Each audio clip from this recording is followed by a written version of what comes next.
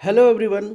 आप सभी का स्वागत है मेरे चैनल पर। जैसा कि दिख रहा होगा, आज का जो टॉपिक है मनी एंड क्रेडिट, आपके इकोनॉमिक्स का। सुन लीजिए, स्टैंडर्ड 10 का इकोनॉमिक्स का सबसे इंटरेस्टिंग, सबसे मज़ेदार और सबसे ज़्यादा मार्क्स वाला चैप्टर है ये, मनी एंड क्रेडिट। चलिए समय नष्ट नहीं करते हुए शुरू करते इस चैप्टर को। ये सबसे इंटरेस्टिंग चैप्टर भी यही है। इस वीडियो को बनाने में और ये जो पीपीटी फाइल बनाने में जितना मज़ा मुझे आया और किसी सब्जेक्ट के किसी भी चैप्टर में नहीं आया। नाम ही पता चलता होगा, मनी एंड क्रेडिट। चलिए शुरू करते हैं इसको। सबसे पहले money as a medium of exchange, हम लोग सभी को जानते हैं पैसा है तभी हम लोग एक्सचेंज मतलब बदल सकना, पैसे के बदले में कोई भी चीज़ को लेना या देना। तो मनी को मीडियम बनाया गया एक्सचेंज करने का। तो money acts as a medium, money acts as a medium of exchange या interchange in the exchange process. A person have money can easily purchase और exchange it for any commodity और service that he want. ये picture दिख रहा होगा, पैसा है तो आप ग्रॉसरी खरीद सकते हो, कार खरीद सकते हो, कोई भी सामान खरीद सकते हो। पैसा होना चाहिए। यहाँ पर मैंने क्लॉथ्स है, वेजिटेबल्स है, फ्रूट्स है, सामान है, कुछ भी पैसा है तो आप कुछ भी खरीद सकते हो, क्योंकि मार्केट में ये सारी चीज़ें बनी हैं पैसों के लिए ही बनी है। तो पैसा मीडियम है, कोई भी चीज़ को एक्सचेंज करने का एक माध्यम है। लेकिन इसके पहले ये नहीं था, पहले था बार्टर सिस्टम। हम लोग इसके बारे में पढ़ेंगे कि बार्टर सिस्टम क्या था। बेसिकली एक ऐसा सिस्टम था जिसमें लेन और देन होता था, यहाँ पर पैसे की कोई ज़रूरत नहीं होती थी। बड़ा अच्छा सिस्टम था, सुनने में बड़ा मज़ा आया।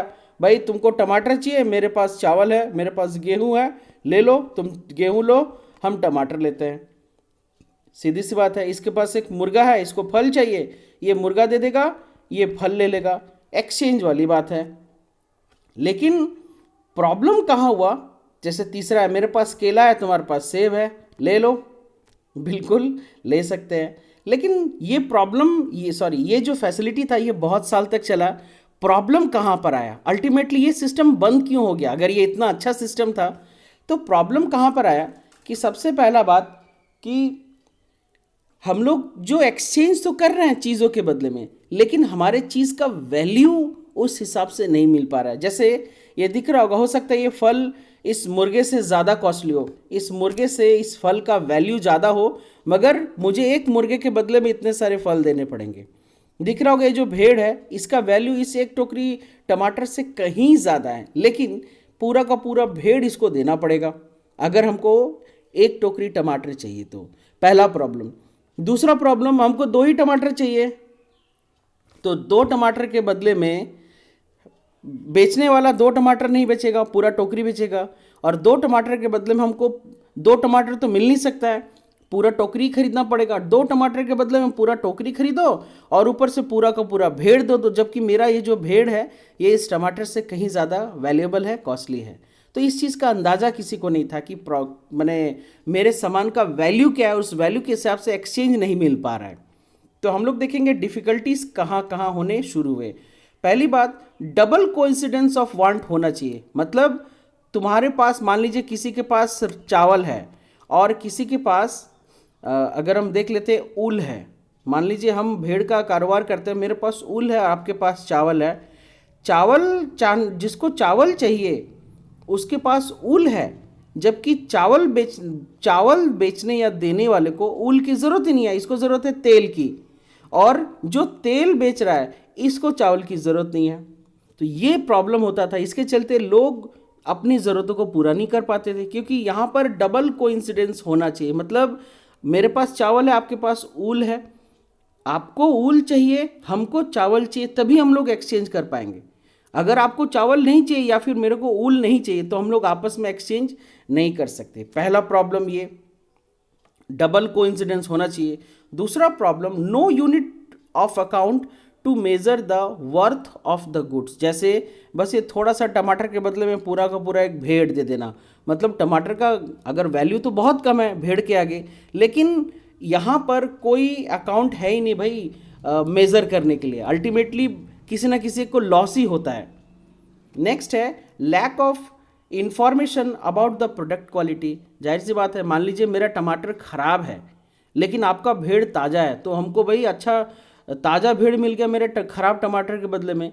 तो क्वालिटी का भी यहाँ पर कोई हिसाब किताब नहीं है। क्वालिटी, अच्छा क्वालिटी का सामान मिल भी नहीं सकता है, अवेलेबिलिटी ही नहीं हो, हमें मजबूरन घटिया क्वालिटी ही लेना पड़ रहा है। तो ये भी एक प्रॉब्लम था, लैक ऑफ इंफॉर्मेशन, लोगों को जानकारी ही नहीं थी। और लास्ट है इम्पॉसिबिलिटी ऑफ सब डिविजन्स, मतलब अब हम बकरा का खाली सर काट के टमाटर लेंगे ऐसा नहीं होगा, बेचना होगा तो पूरा का पूरा ये भेड़ बेचना होगा।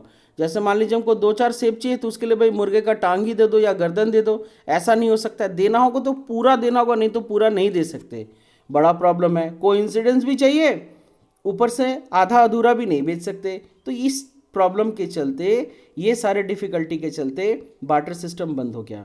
आप लोग के पास ये क्वेश्चन बहुत बार पूछा गया है, what are the difficulties faced by the barter system. तो आप लोग आई होप ये पॉइंट्स को लिख सकते हो। आगे बढ़ते हैं, evolution and changing form of money. तो सबसे पहले पैसे की उत्पत्ति कहाँ से हुई? पैसे की उत्पत्ति के बाद पैसे का रूप भी बदलता गया समय के हिसाब से, और हम लोग उसको एक्सेप्ट भी करते गए हैं, इसलिए अभी तक पैसे का वैल्यू बना हुआ है। देखिए, पहले बार्टर सिस्टम था, उसके बाद गोल्ड आया। लोगों ने क्या किया, बार्टर सिस्टम बंद करने के बाद गोल्ड को as a medium of exchange रखा। गोल्ड चूंकि एक स्टैंडर्ड है, गोल्ड पूरी दुनिया में गोल्ड तो गोल्ड ही है, एक ही जैसा होगा, तो गोल्ड को स्टैंडर्ड रखा गया। तो गोल्ड के हिसाब से काम किया जाने लगा। लेकिन प्रॉब्लम एक हुआ कि सबसे पहली बात, गोल्ड की क्वालिटी में फ़र्क आने लगा। यहाँ भी कोई पहचान नहीं सकता था कि भाई गोल्ड किस क्वालिटी का है और इसका उस हिसाब से रेट क्या होना चाहिए। कहीं ना कहीं कोई ना कोई ड्रॉबैक्स ज़रूर आए। मैं बस अभी समय के हिसाब से बात कर रहा हूँ। पहले बार्टर सिस्टम था, बार्टर सिस्टम के बाद गोल्ड आया, गोल्ड के बाद फिर मेटल करेंसी आई। ये तो हम लोग देख रहे हैं, हर्षवर्धन के बाद से मेटल करेंसी आना स्टार्ट हुआ। उसके बाद से बहुत हम लोग के मेडिवल पीरियड में और एंशिएंट पीरियड में भी बहुत सारे लोग थे जो मेटल करेंसी को यूज़ करते थे। कॉपर के करेंसी चलते थे, फिर गोल्ड के करेंसी कॉइन्स आए, फिर सिल्वर के करेंसी कॉइन्स आए, फिर धीरे धीरे ये मेटल कन्वर्ट हो गया पेपर करेंसी में, जो आज के डेट में हम लोग नोट यूज़ करते हैं। अब ये पेपर करेंसी धीरे धीरे कन्वर्ट हो गया है प्लास्टिक मनी में। हम सब के पास डेबिट कार्ड और क्रेडिट कार्ड होता ही है और हम लोग उसका इस्तेमाल करते ही हैं। अब इसके बाद से ये अपना रूप बदला है, तो अब इलेक्ट्रॉनिक मनी के रूप में आ गया है। मतलब कोई ज़रूरत नहीं है, ये किसी का ज़रूरत नहीं है, सीधा सीधा वो डिजिट, वो अकाउंट, वो नंबर सीधा आपके अकाउंट में। अब ये भी एक मेथड आ गया है। अब इसके बाद एक है क्रिप्टो करेंसी भी आने लगा है। इसका टॉपिक तो दिख रहा है, अभी फिलहाल इंडिया में ये पूरी तरीके से लागू नहीं हुआ, लेकिन बहुत जल्द ये क्रिप्टो करेंसी भी आने लगेगा। तो इस तरीके से मनी का भी रूप चेंज होता चला गया है। ये जस्ट पिक्चर बताने का यही मकसद है कि आप लोग के मन में अच्छी तरीके से क्लियर हो जाए कि कोई पूछे तो बता दीजिए कि मनी का ऐसा रूप नहीं था, बार्टर सिस्टम था, फिर गोल्ड आया, फिर मेटल्स कॉइन आए, फिर पेपर करेंसी, फिर प्लास्टिक मनी, फिर इलेक्ट्रॉनिक मनी, और अब क्रिप्टो आ रहा है। अभी तक क्रिप्टो लागू नहीं हुआ है। अभी तक हम लोग बेसिकली ये 3 फॉर्म को यूज़ करते हैं, ये 3 फॉर्म को यूज़ करते बेसिकली। और कुछ सिक्कों को तो आज भी एल्युमिनियम का सिक्का इस्तेमाल करते ही है। आई होप ये टॉपिक आपको क्लियर हो गया होगा। आगे बढ़ते हैं, मॉडर्न फॉर्म ऑफ मनी। भाई ये मॉडर्न फॉर्म ऑफ मनी क्या है? तो मॉडर्न फॉर्म ऑफ मनी, यहाँ पर मैंने पूरे पिक्चर को थोड़ा सा देखिए। हाँ, मॉडर्न फॉर्म ऑफ मनी क्या है, इसके बारे में थोड़ा सा मैंने बेसिक क्लियर किया है। In olden days people use grains and cattles at a medium of exchange. पहले लोग ग्रेन और कैटल को यूज करते थे। Thereafter came use of metallic coin like gold, silver and copper coin. पहले grains use होता था, उसके बाद कैटल्स यूज होने लगा, उसके बाद इस तरीके से बहुत सारे राजा महाराजा ये इस तरीके का सिक्का यूज करने लगे, कॉपर का, सिल्वर का, गोल्ड का, इस तरीके से। फिर इसके बाद now the modern forms of money include the currency, paper note and coin. ये दिख रहा होगा, पेपर नोट और कॉइन हम लोग इस्तेमाल करते ही है। Currency are closely linked to the banking system, और हम लोगों ने करेंसी को इस्तेमाल करने के लिए एक स्पेशल जगह रखा है जिसका नाम है बैंक। बैंक से ही इशू करते हैं हम लोग, और उस बैंक को एक्सेस करने के लिए हम लोगों ने बैंक से जुड़े हुए ये कार्ड यूज़ करना स्टार्ट किया है। और इसके बाद अब जो ये पेमेंट बैंक्स आ गए हैं, ये भी इस्तेमाल होता है आज के डेट में। तो ये एक रूप है करेंसी कैसे चेंज होना शुरू हुआ, ग्रेन्स, कैटल, फिर कॉइन्स, फिर मेटल कॉइन्स के बाद सीधा सीधा पेपर करेंसी, उसके बाद बैंकिंग सिस्टम, और बैंकिंग सिस्टम के बाद से धीरे धीरे अलग अलग टाइप के बैंक आते गए जो अभी भी चल ही रहा है। चलिए, हम लोग के इस चैप्टर में थोड़ा थोड़ा चीज़ पढ़ना है, और मैंने इस चैप्टर के टॉपिक्स को इस तरीके से तैयार किया है कि एग्ज़ाम रिलेटेड पॉइंट ज़्यादा हैं, जो आप लोग पढ़ो और सीधा एग्ज़ाम के लिए तैयार हो जाओ। एक बार ये वीडियो जितना भी देर का है, अगर एक बार ध्यान से सुनोगे तो आपका एग्ज़ाम के लिए जितना भी प्रिपरेशन आपने किया है ना, मेरा ये उम्मीद है और दावा है कि आप लोग का प्रिपरेशन पूरी तरीके से हो जाएगा। इस चैप्टर का नेक्स्ट टॉपिक है करेंसी। करेंसी को हिंदी में मुद्रा भी कहते हैं। In India, Reserve Bank of India issue the currency notes on behalf of central government. No other individual or organization is allowed to issue currency. ये एक नंबर का fill in the blanks बहुत बार पूछा गया है कि in India who is responsible for the issuing of notes and currencies? तो उसका आंसर होगा reserve bank of India. Next है the rupees is widely accepted as a medium of exchange in India. एक क्वेश्चन पूछा गया है, मैं ज़रूर बोलूँगा कि what is the difference between barter system, या फिर ऐसा भी question what is the difference between barter system and the currency notes, या फिर what are the advantage of using currency notes in place of barter system. I hope आप लोग को ये क्वेश्चन समझ में आ गया हो कि भाई करेंसी नोट्स का इस्तेमाल करने पर बार्टर सिस्टम में जो डिसएडवांटेज था वो कैसे कंप्लीट कर पाए। ये क्वेश्चन बहुत बार पूछा गया है, 2 नंबर में ही पूछा गया है। तो बार्टर सिस्टम में प्रॉब्लम हो रहा था कि हम लोग किसी बड़े चीज़ को छोटे पार्ट में बांट नहीं सकते थे, जबकि करेंसी का इस्तेमाल करके हम लोग को जितना क्वांटिटी चाहिए उतना ही क्वांटिटी हम ले सकते हैं। ये आज़ादी हमें करेंसी नोट्स के साथ है, बार्टर सिस्टम में नहीं था। मान लो मुझे 1 किलो मीट चाहिए, तो मैं क्यों पूरा 20 किलो का बकरा लूँ। आई होप आपको एक क्वेश्चन क्लियर हो गया होगा। मतलब लोगों की जितनी ज़रूरतें थी करेंसी नोट ने उतनी ही ज़रूरत को पूरा कर दिया। पहले ये मजबूरी था कि उतना नहीं मिलेगा, पूरा ही लेना पड़ेगा। आई होप ये टॉपिक आपको क्लियर हो गया होगा।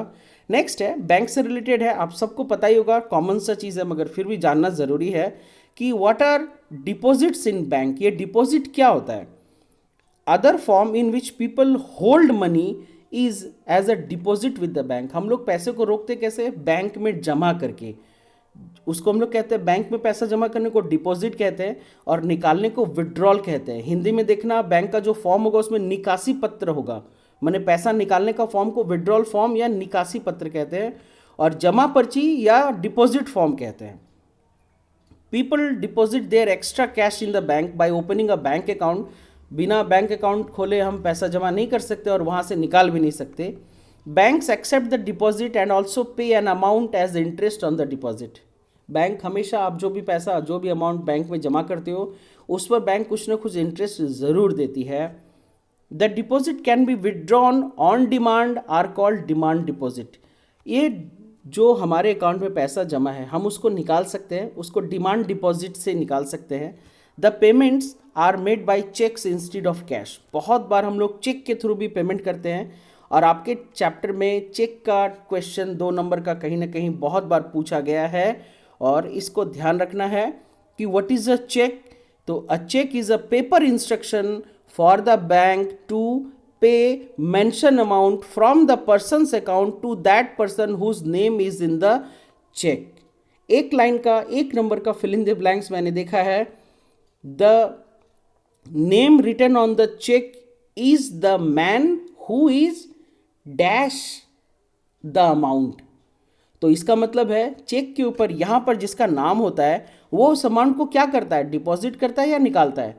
तो आंसर होगा वो निकालता है। बेसिकली चेक एक इंस्ट्रक्शन है, पेपर इंस्ट्रक्शन है, जो बैंक को हम इंस्ट्रक्शन दे रहे हैं कि इस चेक के ऊपर जिसका भी नाम है आप उसको, जितना मैं लिख के दे रहा हूँ उतना अमाउंट, 2 तरीके से लिखते हैं, वर्ड्स में और डिजिट में, और यहाँ पर सिग्नेचर होता है, ऐसा सिग्नेचर होता है, सिग्नेचर वेरीफाई कीजिए और यहाँ जिसका नाम होता है उसको उतना अमाउंट पे कर दीजिए। ये मैं आपको रिटन इंस्ट्रक्शन दे रहा हूँ। तो चेक एक रिटन इंस्ट्रक्शन है और चेक में जिसका नाम होता है उसको पेमेंट दिया जाता है। कंफ्यूज नहीं होना है।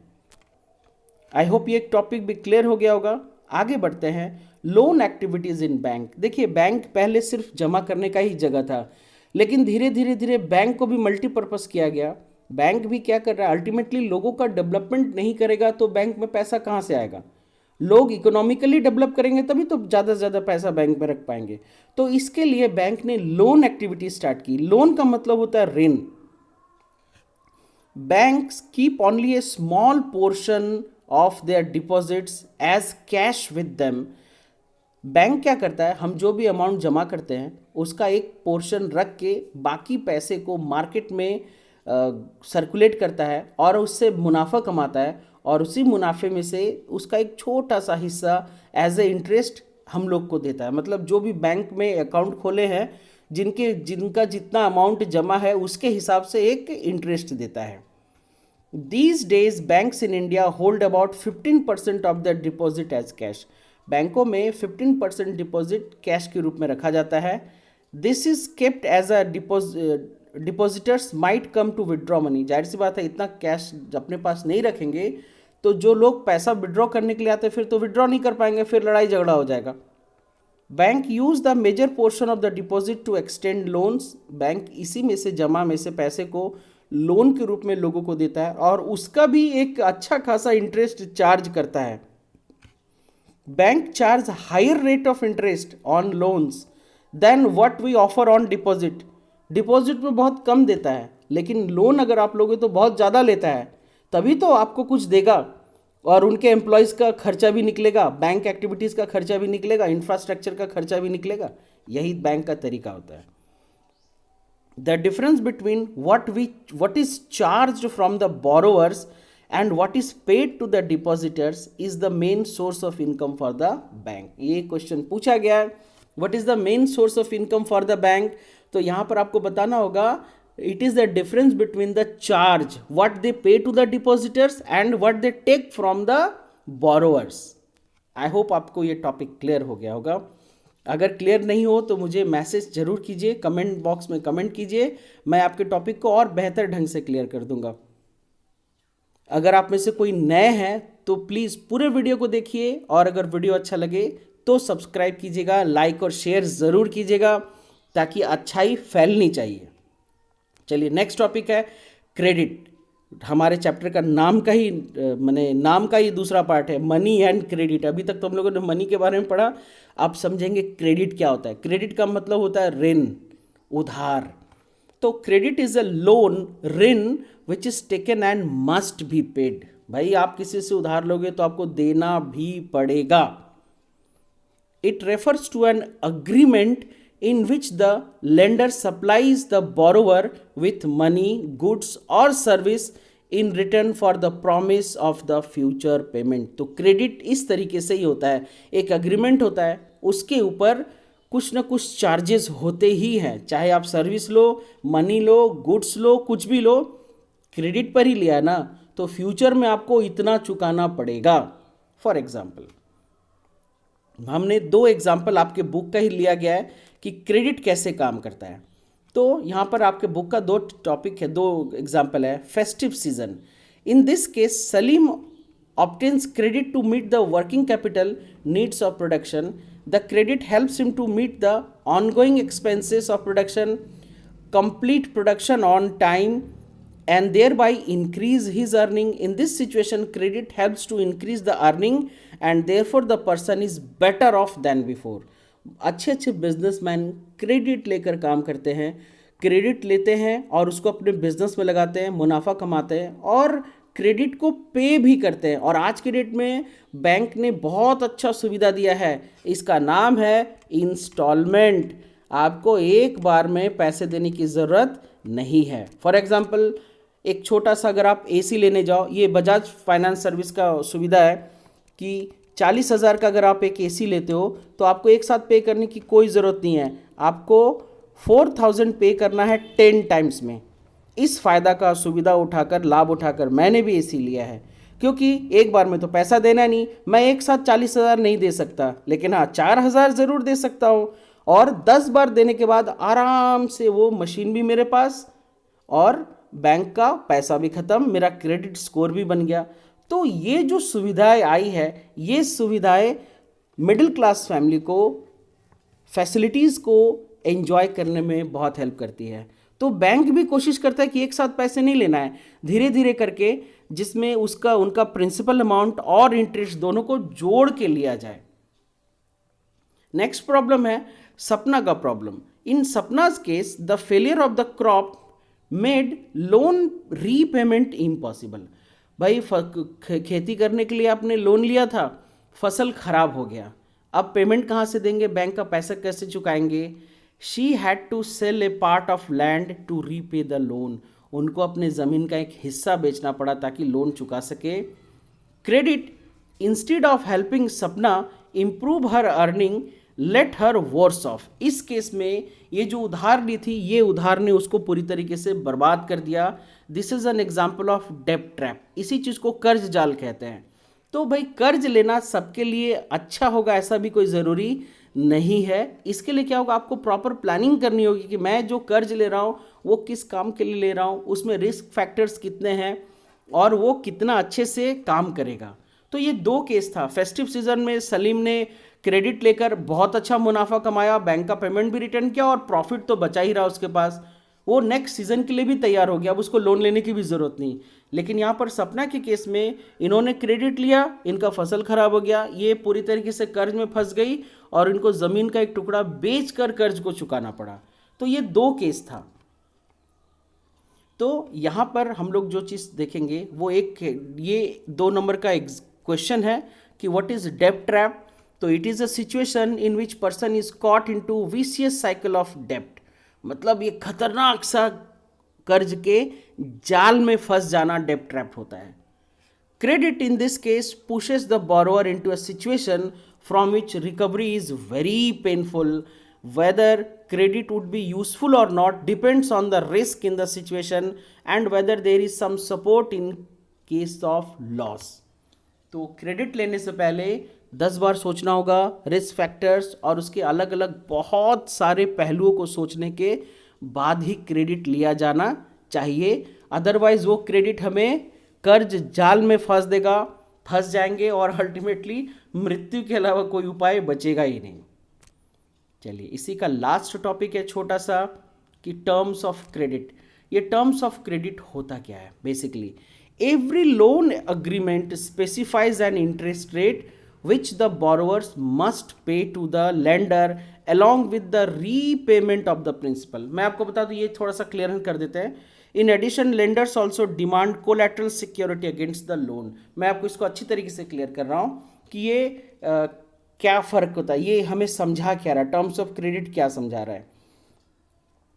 ये समझा रहा है बेसिकली, मान लीजिए हम लोग लोकल आदमी से कर्ज लेते हैं। मान लीजिए मैंने 10,000 लिया किसी से और वो 5% इंटरेस्ट पर 10,000 रुपया लिया गया। तो 5% इंटरेस्ट पर 10,000 का क्या होगा, 5% इंटरेस्ट पर 10,000 का हो जाएगा 500 रुपया पर महीना। ठीक है, ये 500 रुपया पर महीना आपको पे करते रहना है। लेकिन जब तक आप ये मूलधन नहीं चुकाओगे तब तक आपका ये 500 रुपया तो पे करना ही है, ये आपका मूलधन साथ ही साथ बना रहेगा, ये आपके सर पे लदा रहेगा। लेकिन जब आप बैंक से लोन लेते हो तब क्या होता है, ये 10,000 आपने लिया, मान लीजिए 5% ही रहा, तो बैंक पूरा जोड़ेगी कि कितना देना है और बैंक आपको इंस्टॉलमेंट बना देगी कि 20 बार में या 30 बार में। मान लीजिए बैंक 2,000 इंटरेस्ट जोड़ रही है, तो 2,000 के साथ जोड़ के आपको पे करना होगा बैंक को 12,000 टोटल प्रिंसिपल अमाउंट और इंटरेस्ट। और ये 12,000 को 12 किस्त में बांट देगी ताकि बैंक आपसे पर मंथ 1,000 रुपया चार्ज करेगी। हंसते हुए आपका प्रिंसिपल अमाउंट भी ख़त्म, इंटरेस्ट भी ख़त्म। 12 किस्त में आप पूरी तरीके से मुक्त हो जाएंगे और आपका क्रेडिट स्कोर भी बन जाएगा। तो यही फ़र्क होता है लोकल मैंने पैसे देने वालों से लेना और बैंक से लेना। हाँ, एक बात इसमें है कि लोकल लेंडर्स लोगों से पैसा लेना बहुत आसान है, तुरंत मिल जाता है। लेकिन बैंक से पैसा लेने में थोड़ा डॉक्यूमेंट का प्रॉब्लम होता है और थोड़ा झमेला होता है, इसीलिए लोग फटाफट सूदखोरों से पैसा लेते हैं और उनके जाल में फंस जाते हैं। आई होप आपको ये टॉपिक क्लियर हो गया होगा। नेक्स्ट हम लोग देखेंगे कोलैटरल सिक्योरिटी। तो कोलैटरल सिक्योरिटी क्या होता है, it is an asset that borrower owns such as land, building, vehicle, livestock, deposit in the bank. ये सारा चीज़ एसेट है, एक तरीके से धन के रूप में है जिसके आधार पर आपको लोन मिलता है, and uses this as a guarantee to the lender until the loan is repaid. मतलब बैंक भी आपको लोन देने से पहले कुछ गारंटी लेगी ही लेगी। मान लीजिए आपके पास कुछ नहीं है तो बैंक लोन देगी ही नहीं। If the borrower fails to repay the loan, the lender has the right to sell the asset or collateral to obtain their payment। ये भी हो सकता है 1% कि गाड़ी के बदले में, चाहे ज़मीन के बदले में, चाहे डिपॉजिट के बदले में, चाहे फिक्स डिपॉजिट के बदले में आपने एक लोन लिया था और आप उस लोन को चुकाने में फेल हो गए, उस कंडीशन में बैंक आपके उस प्रॉपर्टी को सीज करेगी और उसको बेचकर अपना नुकसान का भरपाई करेगी। ऐसा बहुत बार होता है और ऐसा ही होता है, यही प्रोसेस है। नेक्स्ट है टर्म्स ऑफ क्रेडिट। ये क्वेश्चन पूछा गया है 2 नंबर का, 3 नंबर में भी पूछा गया है। What are the terms of credit? तो क्रेडिट का टर्म्स क्या होता है? Interest rate, collateral, documentation required and the mode of repayment. तो these all terms together called as a terms of credit. ये 2 या 3 नंबर का क्वेश्चन 100% पूछा गया, बहुत बार पूछा गया है। आपको यही सारे पॉइंट्स लिखने होंगे। And it may also very depending on the nature of the lender and the borrower. ये डिपेंड करता है कि आप किससे पैसे ले रहे हो, वो कौन सा सेक्टर है जिससे आप पैसे ले रहे हैं। चलिए अब हम लोग पढ़ेंगे फॉर्मल सेक्टर क्रेडिट और इनफॉर्मल सेक्टर क्रेडिट। अभी हम लोग थोड़ी देर पहले जो देख रहे थे, फॉर्मल सेक्टर क्या होता है? Cheap and affordable credit is crucial for the country's development. भाई कम रेट, सस्ता, सुविधा और टिकाऊ नहीं रहेगा तो कंट्री का डेवलपमेंट कभी नहीं हो पाएगा। The various types of loans can be grouped as former sector loans में these are the loans from the bank and cooperative banks. Documentation is required, low interest rate, instalments contain both a part of loan amount and the interest. मैंने अभी थोड़ी देर पहले बताया कि आप जो amount लेते हैं उसका भी एक पार्ट रहता है और जो इंटरेस्ट पे करेंगे उसका भी एक पार्ट रहता है इसमें, और ये आराम से कुछ फिक्स किस्तों में कंप्लीट हो जाता है। Full amount of loan with interest is paid in a fixed instalment. मतलब डायरेक्ट एक बार में नहीं, 20 बार, 25 बार, 10 बार, जैसा आपका दोनों के बीच में जैसा एग्रीमेंट होगा उसके हिसाब से ही पेड किया जाएगा। The RBI supervises the functioning of formal sources of loans. यहाँ पर ध्यान रखना होगा, रिजर्व बैंक ऑफ इंडिया नज़र रखती है कि किस तरीके से लोन दिया जा रहा है और लोन को रिकवर किया जा रहा है। Banks have to submit information to the RBI on how much they are lending to whom at what interest rate. ये सारा इंफॉर्मेशन RBI को जाता है, इसलिए इस कंडीशन में किसी तरीके का ठग, फ्रॉड नहीं हो सकता है, याद रखिए।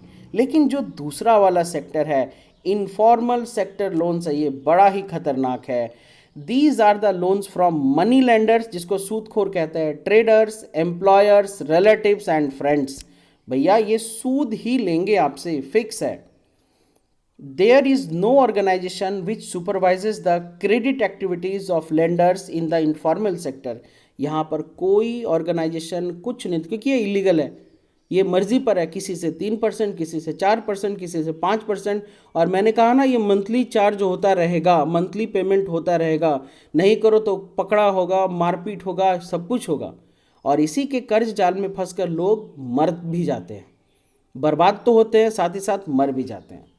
There is no one to stop them for using unfair means to get their money back. ये लोग मारपीट बहुत ज़्यादा करते हैं, छीना झपटी बहुत ज़्यादा करते हैं, ज़बरदस्ती, बदतमीज़ी, सारे काम करते हैं। मारपीट तो करते ही करते हैं, बेइज्जती बहुत ज़्यादा करते हैं। अपना पैसा पाने के लिए ये जो इनफॉर्मल सेक्टर्स होता है, ये कुछ भी कर सकता है, क्योंकि ये लीगल नहीं है, इलीगल है। और इसी के चक्कर में, क्योंकि ये कोई डॉक्यूमेंट मांगते नहीं है, फटाक से पैसा दे देते हैं, और आदमी को भी लगता है कि आहा इतना आसानी से पैसा मिल गया, चुकाएंगे ना आराम से, और वो उसी चक्कर में फेल हो जाता है और उसको बेइज्जती और प्रॉब्लम्स का सामना करना पड़ता है। अब है, गवर्नमेंट ने क्या किया है, जो लोग बैंक अप्रोच नहीं कर पाते, बैंक के डॉक्यूमेंटेशन के झमेले से फंसने से बचना चाहते हैं, गवर्नमेंट ने ये पहल उठाया कि भाई तू बैंक तक नहीं आ सकता है, मैं बैंक को तेरे घर तक पहुंचा रहा हूँ। These are the things. इसको नाम है SHG या self helping groups for the poor people.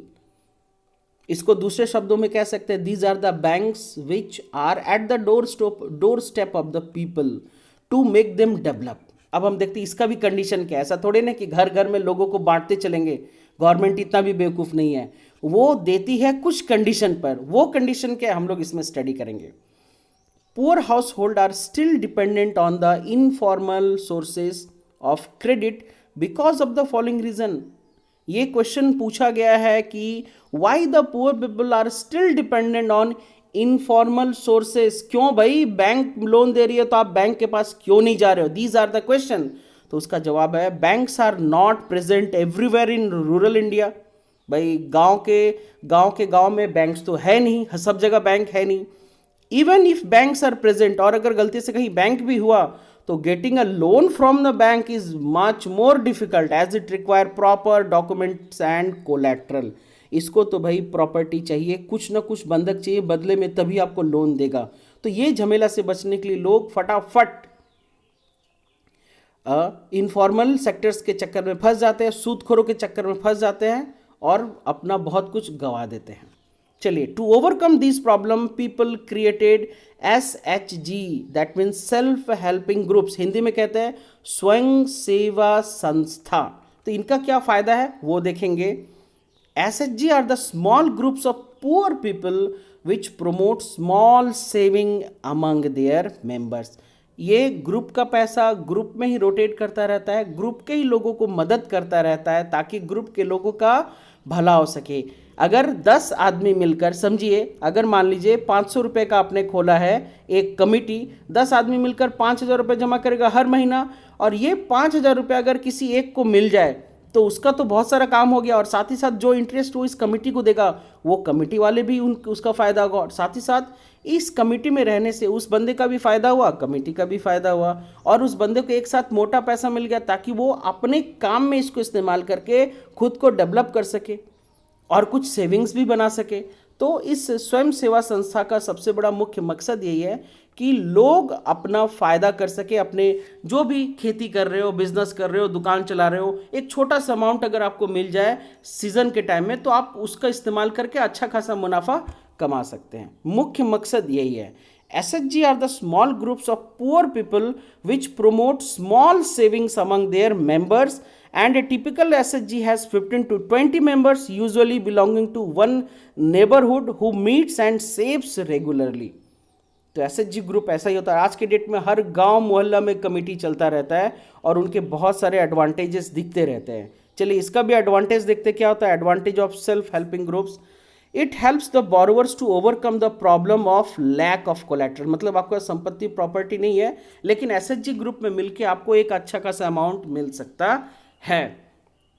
People can get timely loans for a variety of purposes. मतलब बहुत सारे पर्पस को पूरा करने के लिए आपको वैरायटी ऑफ लोन्स मिल सकता है, and at a reasonable interest rate. आपका इंटरेस्ट रेट बहुत ही कम लगेगा, reasonable. SHG are the building blocks of the organisation of the rural poor. ग्रामीण क्षेत्र के जो पुअर लोग हैं उनके डेवलपमेंट में SHG बहुत बड़ा रोल प्ले कर रहा है। It helps the women to become financially self reliant. ये वुमेन सेक्टर को स्पेशली फाइनेंशियली इंप्रूव कर रहा है ताकि वो भी छोटे छोटे और भी काम करके अपने आप को डेवलप कर सके, ये मौका दे रहा है। The regular meetings of the group provide a platform to discuss and act on a variety of social issues such as health, nutrition, domestic violence etc। ये सारा भी जब आप मिलोगे एक जगह पर, ग्रुप लोग मिलेंगे तो जाहिर सी बात है उनके बीच में डिस्कशंस होंगे, तो अच्छी बातें डिस्कशंस होंगी तो वो उनके डेवलपमेंट के लिए, उनके लाइफ को इम्प्रूव करने के लिए कहीं ना कहीं कारगर ज़रूर साबित होगी। चलिए चैप्टर का समाप्त हो गया। मज़ा भी आया पढ़ाने में। आई होप आप लोग को पढ़ने में और सुनने में भी मज़ा आया होगा। इस चैप्टर का जितना देर का वीडियो है ना, आप उतना देर सिर्फ ध्यान से स्टोरी टेलिंग के रूप में इसको सुन लो। मैं आपको गारंटी देता हूँ आपको ये चैप्टर क्रिस्टल क्लियर हो जाएगा। और फिर भी अगर कोई प्रॉब्लम आया, डाउट आए तो मुझे कमेंट करके ज़रूर पूछना। आज के लिए इतना ही, मिलते हैं फिर से नए धांसू वीडियो के साथ। तब तक इजाज़त दीजिए और अपना ख्याल रखिए। जय हिंद।